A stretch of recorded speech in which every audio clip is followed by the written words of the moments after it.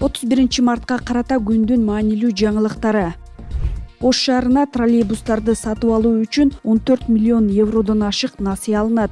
Өлкө бийлиги Ош шаарына троллейбустарды сатып алуу үчүн Европа реконструкциялоо жана өнүктүрүү банкынан насыя алат. Бул тууралуу 31 мартта парламент депутаты Дастан Бекешев Telegram каналына жазды. Насыянын пландалып жаткан өлчөмү 14,74 миллион еврону түзөт. Дагы 5 миллион евро грант катары берилет. Депутаттын маалыматына ылайык, Ош мэриясы насыя алуу үчүн билдирмени 2024-жылы октябрда берген. Ошол маалда Бишкек мэриясы троллейбустар транспорттун эскирип калган түрү экенин, анчалык деле экологиялуу эместигин, шаардын көрүнүшүн бузаарын жана электр энергиясын көп талап кылгандыктан өтө эле чыгымдуу экенин билдирип жаткан. Анда жүргүнчүлөр деле жүрбөй калды деп да айтышкан. Мен муну карандай калп деп эсептейм, деди Бекешев. Ал тескерисинче көптөгөн шаарларда троллейбус транспортун өнүктүрүп жатышканын белгиледи. Бизде Бишкекте зымдарын алып баары кооз жана жашыл болоорун айтышкан. Ошол эле учурда Ош шаары троллейбустарды сатып алуу жана транспорттун бул түрүн көбөйтүүгө билдирме берген, деди Бекешев. Депутат троллейбустар үчүн деп 2018-жылы алынган буга чейинки насыянын тагдыры белгисиз экенин, аны парламенттик комитеттин бүгүнкү жыйынында такташаарын кошумчалады. Өткөн аптада сынап көрүү жана айдоочуларды окутуу үчүн Кытайдан Бишкекке электробустардын сынамак партиясы жөнөтүлгөнү белгилүү болгон. Бишкек мэриясы троллейбустардын ордуна транспорттун дал ушул түрүн каттамга чыгарууну пландап жатат.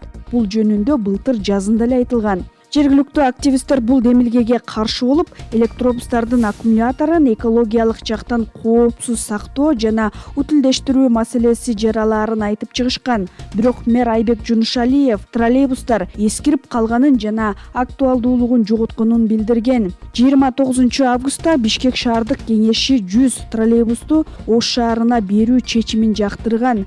Мындан тышкары кала бийлиги Нарын шаарына 6, Баткен облусуна 9 троллейбус берген.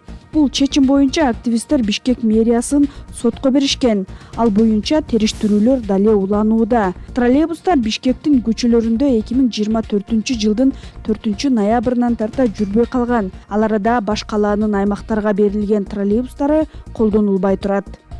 Айжигитов БШКнын чечимине каршы сотко кайрылды. Бул тууралуу ал клубко тастыктады. Арызды бүгүн таштап келдим. Жакында атайын маалыматтык жыйын өткөрөм. Ошондо толук маалымат берем, деди Айжигитов. 28-мартта БШК Айжигитовдун мандатын алган. Ага депутаттын 2021-жылы шайлоодо талапкерлигин койгондо кылмыш жоопкерчилигине тартылгандыгы тууралуу маалыматты БШКга бербегени себеп болгону айтылган. Бул чечимди БШКнын 11 мүчөсү колдоп, бирөө каршы болгон. Айжигитов 5-мартта парламентте достук айылын Тажикстанга берүүгө каршы чыккан. Мындай билдирүүсүнөн кийин аны Ыйман Нуру фракциясынын мүчөлүгүнөн чыгарып салышкан. Айжигитовдун пикирине президент Садыр Жапаров да жооп берип, депутатты манипуляция жасоого айыптаган. Кийин 19-мартта парламенттик жыйында УКМКнын башчысы Камчыбек Ташиев Айжигитовду мандатынан ажыратуу менен коркуткан эле.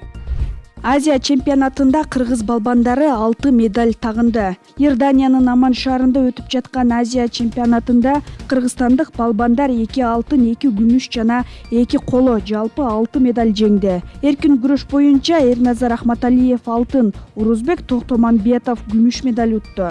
Кыз келиндер күрөшүндө Айпери Медет кызы алтын, Калмира Билимбек кызы коло медалга татыды. Ал эми грек-рим күрөшүндө Разак Бейшекеев күмүш, Рыскелди Максатбек уулу коло медаль тагынды. Кара сууда өспүрүм кыз асынган абалда табылды. Кара суу районунун Бешбулак айылында 16 жаштагы өспүрүм кыз асынган абалда табылды. Бул тууралуу Ош облустук ички иштер башкармалыгынан билдирди. Сырттан кароо жүргүзгөндө жаракаттар байкалган эмес. Ата-энеси сөөктү экспертизага берүүдөн баш тарткан. Өлкөдө жыл башынан бери өспүрүмдөр өз жанын кыйган бир нече учур катталды. Маселе парламентте көтөрүлүп, ички иштер министрлиги жана билим берүү министрлиги ыкчам иш алып барышы керектиги айтылган.